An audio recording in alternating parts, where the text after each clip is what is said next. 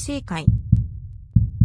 Rebirth of the Malicious Empress of Military Lineage Chapter 116, No Future. The day that Shenzhen returned from the palace, Shen Miao personally went to pick him up outside the palace gates. Naturally, there were other people in the Shen family that were somewhat unsatisfied of this outcome, especially old Shen Furen, who had thought that this time Shenzhen had fallen onto misfortune, and did not think that Shenzhen's life would remain. However, after hearing from Shen Gui that his military tally was confiscated, old Shen Furen was happy again. A Shenzhen without military power would at least not be comparable to Shen Gui and Shen Wan in terms of career prospects. Old Shen Furen was short-sighted and did not think that currently the entire Shen family was of one body, and from the outside when one looked at the Shen family, they would naturally see Shenzhen first. Now that Shenzhen has fallen, how would the Shen family be able to maintain their usual might? However, most likely, old Shen Furen did not care about it. In her heart, Shen Gui and Shen Wan, who she gave birth to, were many times stronger than Shenzhen. If the old general was not biased those years ago, how would Shenzhen enjoy such fruits today? Since Shenzhen was approaching dire straits, one could take advantage of it and banish the Shenzhen's family branch out of the Shen family. It is just that how the family would be divided was also an ingenious way. The old Shen Furen had her mind set of dividing the family, and Shen Miao did not even take it to mind. Matters had come to such a point, and finally she had to walk on the path that she previously thought about. It is a grave matter that the emperor has taken away the military power, since without it, the Shen family is indeed inadequate. If one were to continue staying here, with the numerous enemies of the Shen family, they would eventually force them into a desperate situation. Retreating was still required. For no reason, Shen Miao thought about the words that Zi Jingxing said that day. This retreat word was indeed the only way out for Shenzhen, and Zi Jingxing could just pick out that key point with a glance. The carriage stopped at the corner of the palace walls, lest to be seen. Those political discontent colleagues of Shenzhen would definitely throw stones at him, and those people who came to watch the commotion would not be at the palace gates. Shen Miao was clearer than anyone else what kind of people the Fu family was. They would put on a broad-minded attitude, but would take actions in the dark to ensure the others suffered. Shenzhen was famed for his fighting prowess, but now had his military tally confiscated and thrown out of the palace. This was a scene that a lot of people would like to watch. Shen Miao had suffered a number of losses in her previous lifetime, and even at the face of Ming Qi's lack of prestige, she could still endure humiliation, but could not stand her family being treated as such. Thus she stopped the horse carriage here, so as to pick Shenzhen and the rest back. Just as she was thinking, she heard Mo King calling out in a low voice, "Stop!"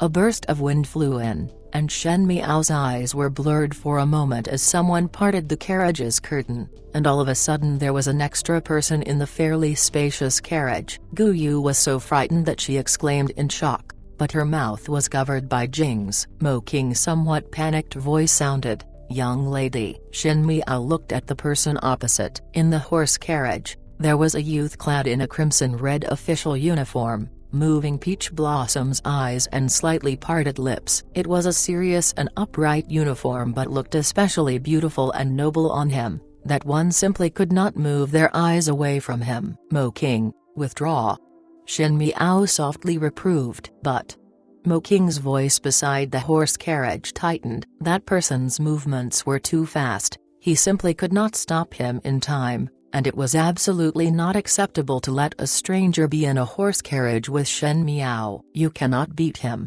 Shen Miao calmly said before looking at Jing's and Gu Yu. "Both of you also go out and keep guard by the carriage." Jing's and Gu Yu had seen Zi Jingxing before, and knew that he had some friendly relations with Shen Miao, but they were confused as to what extent the friendship was. One could not say it was close, since both of them obviously opposed each other with equal harshness. One also could not say it was like enemies, as how would Shen Miao treat an enemy so peacefully? However, after a few experiences, Jing's and Gu Yu had expected that Zi Jingxing would not harm Shen Miao, and for Shen Miao to allow Zi Jingxing to stay in the carriage, It had confirmed this point. Thus Jings and Guyu did not say anything, and alighted from the horse carriage as instructed. In a moment, there was only Zi Jingxing and Shen Miao in the horse carriage. One heard that yesterday in court, the Marquis of Linen spoke out to help. Many thanks to little Marquis. Shen Miao said. Zi Ding helped Su Yu to impeach Shen Xin. On the surface it was an impeachment, but in fact it provided a way out for Shen Xin. It is no bother if others were unable to see it, but Shen Miao believed that such a profound thinking old fox like Zi Jingxing would not be unable to see it. Sure enough, when her half-true and half-false words were spoken, Zi Jingxing's lips raised and he leaned back lazily with his arms slightly loose. It is the Marquis of Linen's own intention and had nothing to do with me. Oh. Shen Miao looked at him and gently smiled. Was not the reason for little Marquis to come uninvited to my horse carriage, to hear a thanks from me?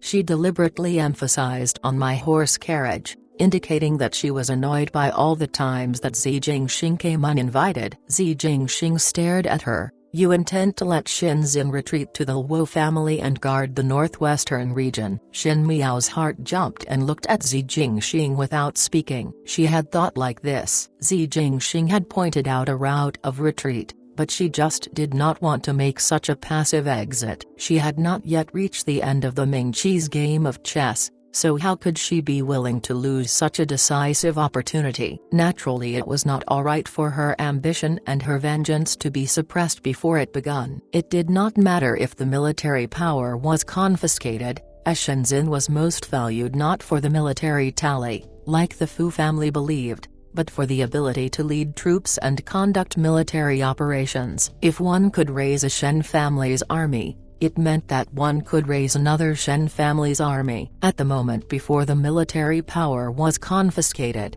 Shen Yuan's people had already infiltrated into the Shen family's army, and those were also Fu Ziyi's people. It would be too tiring to bring along such an army that had people who would shoot cold arrows at one's back. Unless one lead another clean and pure army, by starting over, there was not any Shen family's military power but in Luo Zuyan's maiden family. The Luo family still had it. It is just that the Luo family's troops were not as comparable in combat strength as the Shen family's, and in terms of defending the frontier, their tactics were not refined and did not attract others' attention. It was because of this that Shen Miao targeted the Luo family. She wanted to turn the Luo family into another branch of the Shen family's army as a hidden card in her sleeves, a card that no one knew about. The Fu family all along worried that Shen Xin would rebel, so she would rebel for the Fu family to see. It was just that this kind of hidden thoughts were actually uncovered by Zi Jingxing's sharp gaze. There was a moment of panic in her mind,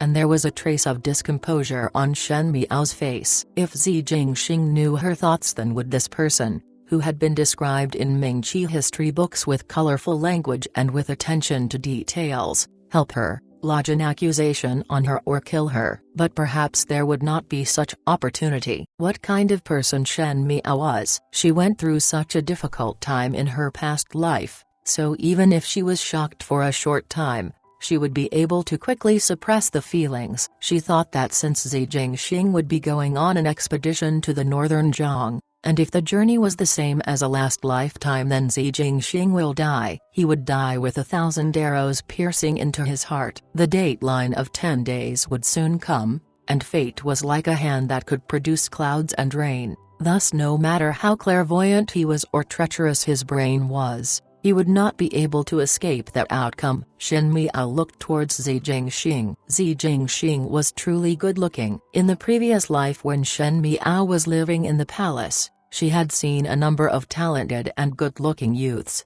but at that time her mind was fully on Fu Ziyi and did not have the kind of mood. Zi Jingxing's oblique flying handsome long brows, tall nose, thin lips slightly hooking up and the smile looked slightly evil. His handsomeness was somewhat overbearing and was clearly callous, but he unexpectedly had a pair of bright beach-shaped eyes. When looking at others, they were passionate and resembled ruthlessness but had the delusion of a touch of gentleness. It is just that under the appearance of despising worldly conventions, Only the individual would know how black one's heart was. Xi Jinping was currently still a youth and had a handsome and heroic spirit, but today he was wearing a dark red official uniform which made him appear more mature. Fu Ming once read the Ming Qi family history and lamented that he was a highly talented youth, a character through the ages that met a premature death. It could be seen how high an evaluation Ming Qi history books had of Xi Jinping. When Shen Miao really noticed Xi Jinping, she was already the empress and saw him from afar in the palace banquet. She vaguely thought that he was a very good-looking young male, but Fu Ziyi's attitude towards him was not very warm. The current Xi Jinping was a refined young man, but who could have thought that this youth smiling so beautifully would lose his life in the battlefield not long from now? Shen Miao's gaze slightly filled with pity. After rebirth, she was not a kind-hearted person, but because of Fu Ming's and Wan Yu's praises, one had a little more appreciation. Her pair of changing eyes, sometimes vigilant and sometimes sympathetic eyes, made Xi Jinping feel unfathomable. Suddenly he thought of the first time in Guangwentang when he saw Shen Miao. She was also looking at him with a look of pity, thus Xi Jinping asked what she was thinking about. "You pity me?" Shen Miao secretly thought that this person was practically more observant than her, but a gentle smile appeared on her face. "What qualifications do I have to pity others?" Xi Jinping calmly replied with an N, seemingly finding her words logical. But suddenly he stretched out his hands and lifted the carriage's curtain. This was a remote place that no one would come over. By lifting the corner of the curtain, one was able to see the high palace walls. Shen Miao's gaze could not help but be somewhat far-reaching. She had lived in the deep palace for so many years, and after rebirth, she still could not escape from this fate. But she did not regret it, as the purpose of living for one who could not survive was naturally to take one's revenge. Shen Miao was looking very carefully, as if each piece of the palace wall was engraved in her eyes. Xi Jinping saw this and his lips raised. "You want to live inside?" Shen Miao was slightly stunned. "I can help you if you want to stay in it." Xi Jinping opened his mouth, but his tone was inexplicably strange, and his smile seemed to be hiding something even deeper. At that time, "How will you thank me? If little Marquis can torch down this entire place on fire, perhaps I will be grateful to you," Shen Miao said. Xi Jinping unexpectedly raised his eyebrows. "I thought you wanted to be a nobility." "I want to be a nobility." Shen Miao turned her head and looked at his sarcastic laughter. "But not the kind of nobility that you speak of. A more respected noble than a nobility. You want to be the empress." "Empress?" Shen Miao's eyes were slightly distracted. She had also put on the court robes with the phoenix hairpins on her hair, and in the coronation of the emperor and empress, it was very impressive as the officials all bowed down, and the common people cheered, and she had mothered the nation. At that time, she thought she had all the things she had wanted. But now it seemed that the higher one climbed, the more painful the fall was, and the empress title was just a mere name. "It is easy to be an empress," Xi Jinping said lightly, "but an emperor is difficult." Ming Qi was in an unstable situation, as all 9 princes had their advantages and disadvantages, that even the position of the crown prince was unstable. Who knew what the future would look like, and whose hands will that position land on? The big noble families married their daughters to the princes,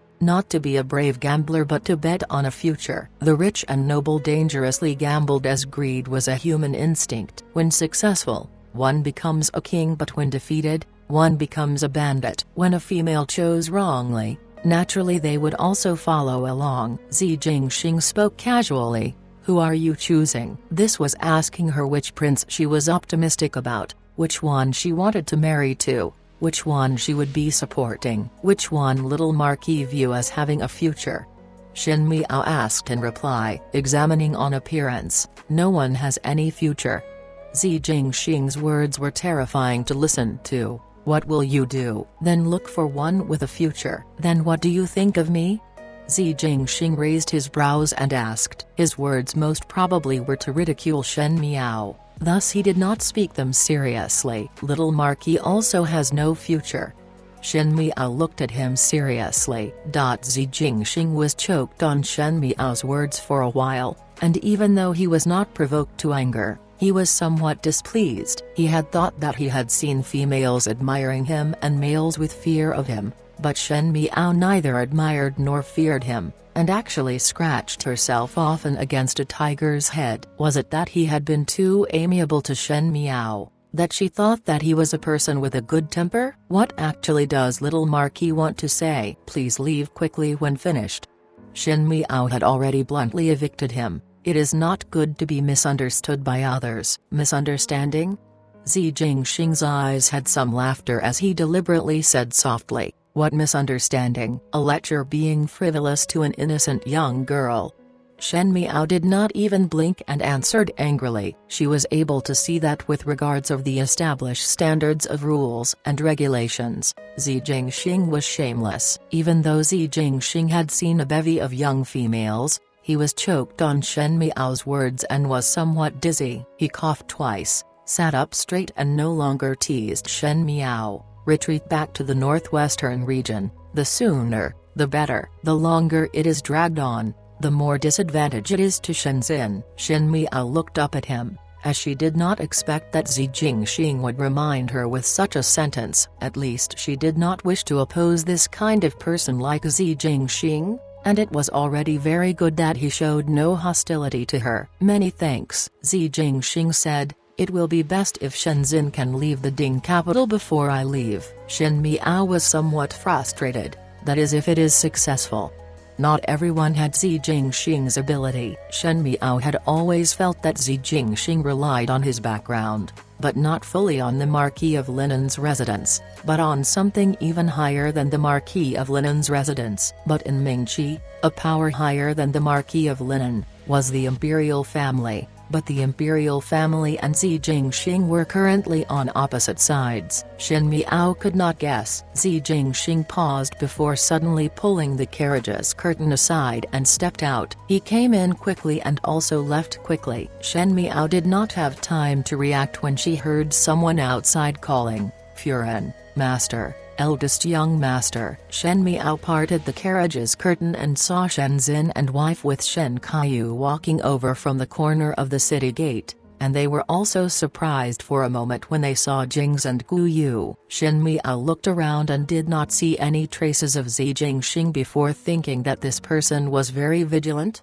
and had such a high level of skills that one could appear and disappear unpredictably. He could even be a grandmaster thief. When Luo Zuyin saw Jings, she quickly walked over and just nice saw Shen Miao coming out of the carriage. After a few days of not meeting, Shenzhen and wife and also Shen Kaiyu were very haggard. Shen Miao had seen the imperial family's means before. Sometimes before a decision was made on how to dispose of others, imprisonment was a torture to a person's will. Shenzhen's family were all military people and had strong determination, but to purposely leave Shen Miao in the residence, it was inevitable to make one think more of it. Luo Zuyan took a few more steps to hold Shen Miao's hand and size her up. "Zhao Zhao, did anyone make things difficult for you these days?" Shen Miao shook her head. Luo Zuyan then released a sigh of relief. Shen Kaiyu asked, "Why did younger sister not stay in the residence and come over here?" "One heard that father and mother will be returning to the residence today and fear that there would be no carriage, thus came to pick up," Shen Miao said with a smile. Shenzhen's lips moved as he wanted to say something but at the end did not say it out. He knew that there were a number of people who were watching the commotion, and Shen Miao's action was to shun others' eyes and ears, and was truly very considerate. But one had to protect one's wife and children. With the confiscation of the military tally, how could one not feel oppressed? He went up the horse carriage silently and Luo Zuyan did not want Shen Miao to be worried, so she pulled Shen Miao in. Jings and the rest sat in the carriage behind and in the horse carriage in front. Only Shen Miao's family were inside. "Mother, what did His Majesty say?" Shen Miao asked. Luo Zuyan hesitated before smiling. "Nothing much. It is just a misunderstanding," Shen Miao replied, "to have the military tally taken away, How could it be a misunderstanding? Shen Kaiyu was surprised for a moment and unconsciously looked at Shenzhen. The most angry person about the military tally being taken away was Shenzhen. He also did not know what went wrong, and the only possibility was that there was a problem in the Shen family's army, else who would have known about the massacre order? Actually, the confiscation of the military tally is nothing. Luo Zuyan tried to calm Shen Miao down, as she was afraid to make Shen Miao feel unsafe. Without the military tally, one can still do battle. Your father is still a general and we will be the same as before. Shen Miao frowned as Shenzhen and Shen Kaiyu looked at her worried. Previously Shen Miao was somewhat arrogant, and that was because she had a formidable general as a backer. Without that backing, it was common that a precious and pampered young lady would not be able to handle it. Fight what battle? Shen Miao softly said, bringing the front section to batter or bring the cooking soldiers to fight? Luo Zuyan and Shen Kaiyu were dumbfounded for a moment. These days they were accustomed to Shen Miao's gentle and submissive appearance, and were somewhat incredulous when hearing such sharp questions from her. Shenzhen's face however turned to iron. The pride of a general could not be trampled by anyone. Emperor Wenhua retained his life but gave him a deep shame. This was more difficult to bear than taking his life. Of course one will still be able to fight battles. It is just that His Majesty would need to assign a lieutenant general to overview matters, giving out military commands but still have to see others' face. Commanding 3 armies but also a paper general. Just a general by name, it is nothing but an empty shell. Shen Miao looked up with a pair of extremely clear eyes, as if one was talking about the most common family topics. However, who had seen such an aggressive Shen Miao before? Perhaps Shen Kaiyu had seen her like this before, but Shenzhen and Luo Zuyan absolutely had not. Moreover, she directly spoke about matters of the court. Shenzhen clenched his fist but still said comfortingly, Zhao Zhao, father will proof oneself and the Shen family's army will eventually return to father's hands again. Zhao Zhao, there will not be any change in your identity. Shenzhen's entire life was spoken through by military exploits. He believed that in Mingqi, other than Ziding, there was no one braver than him. A treasured sword did not fear of being hidden. There would definitely be a day where he would be unsheathed again. But one need to wait for how long? Until that time, the Shen family's army has already integrated to the Yuling army. Would they be loyal to father? Moreover, there are spies in the army that father raised. How would one promise there will none in the future? When those words were spoken, Luo Zuyan's face got serious as she asked, Zhao Zhao, who told you those words? Shen Miao know about Shenzhen's military tally being confiscated, and also know that the Shen family army was integrated into the Yuling army, because these are things that everyone knew of. But the matter of spies in the Shen family's army was definitely not heard from outside. The person who told Shen Miao of the matter at least had an understanding of the matters of court. Lu Zuyan was afraid that Shen Miao would be used by others. Shen Miao shook her head. I am not a fool. I may not really do not know about things that others do not tell me. Shen Kaiyu said, younger sister is very intelligent. On the matter of the Prince Yu of the first rank, Shen Kaiyu had seen Shen Miao's abilities. He knew that Shen Miao's view was not like an unmarried young female, and saw things differently but very clear. It was rare that Shen Kaiyu would say that, so Shenzhen frowned as he asked, Zhao Zhao, what are you trying to say? The Shen family's army no longer belonged to us, then one should not want the Shen army. How about giving it up? Shen Miao's words were shocking. Zhao Zhao.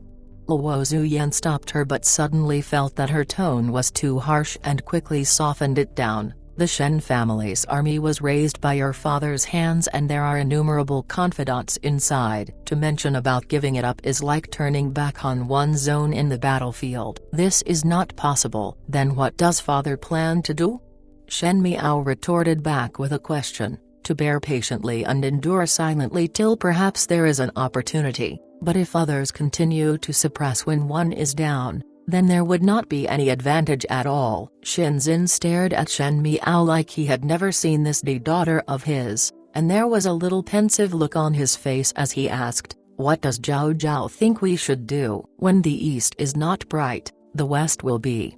Shen Miao's eyes were especially bright. Father is able to manage the Shen family's army well, so why is it not possible to manage another army? Shenzhen was first surprised before laughing out and caressing Shen Miao's head, as if the sentence Shen Miao spoke made him open up. He said, truly a young girl who has yet grown up. Under these skies, how would there be so many armies for one to manage?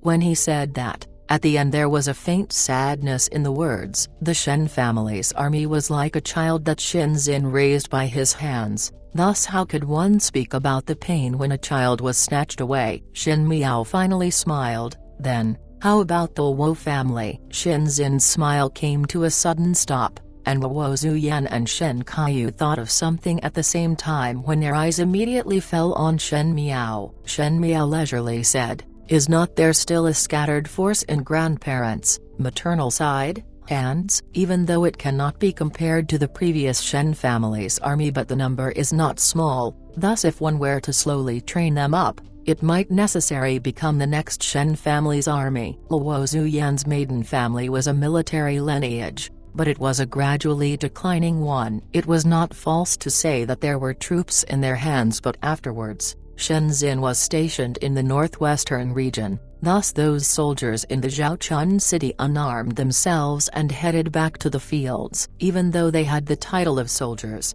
they only took army provisions and did not do any work. After so many years of that, there were no difference between them and commoners. How can this be possible?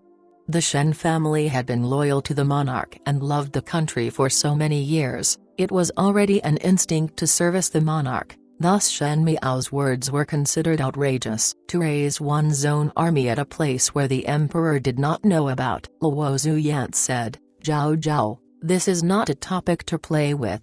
She did not know how to explain to Shen Miao the imperial family's taboo on a general who had their own army. How would Shen Miao, a little young lady, understand anything? But it was Shen Kaiyu, who said had very little, that now spoke. Younger sister wants to use the Luo family's army to replace the Shen family's army. It is not considered as replacing.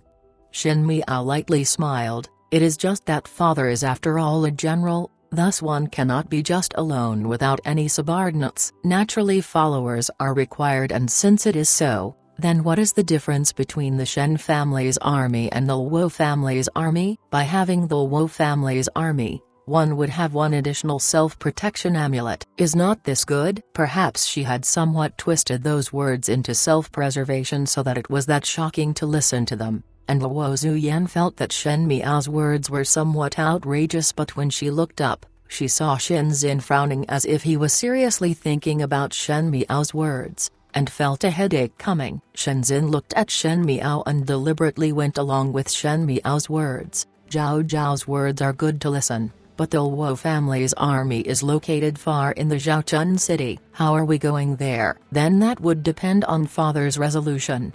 Shen Miao smiled as she looked at him. Perhaps father can try to tell His Majesty one wish to go to the northwestern region and voluntarily head to the Zhaochun city and defend. Setting off in the next few days, the three of them were stunned. The Zhaochun city was a small town on the northwestern region, and was 1,000 mountains and 10,000 rivers away from the Ding capital. If Shenzhen really requested for that, everyone would think that this formidable great general was downhearted due to the confiscation of the military tally, and thus wanted to be stationed at such a small area. As for the prestige of the formidable great general, it would be slowly submerged in history. Shenzhen's tiger eyes were staring. This is retreating. No, there were always talents appearing in each generation, and it was ideal to conceal one's strengths and bide one's time, but Shenzhen was not young. He was already 40 years of age, and if he was not used, then there would not be any opportunity to return.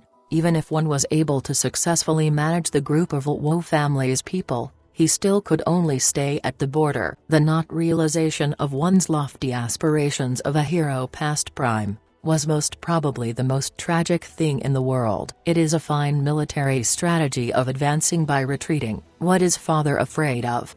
Shen Miao did not back down, and faced them with a pair of tranquil and calm eyes. For the first time her eyes became provocative, Fear that one will be unable to rise after a stumble? Fear that one will keep retreating after the first time, till there is nowhere else to retreat? Or is it fear that the era has passed and one is unable to break clear of all troubles and hardships? Just a few questions made Shenzhen heart tighten up, and not only Shenzhen but Luo Zuyan and Shen Kaiyu were also dumbfounded. Shenzhen looked at Shen Miao and he suddenly discovered that this delicate-looking daughter seemed to have inherited the tenacity and arrogance in his bones. Then again, Shen Miao chuckled, within 2 years, His Majesty will definitely call father back to the capital. The day one return to the capital, it will be the time when one soars up,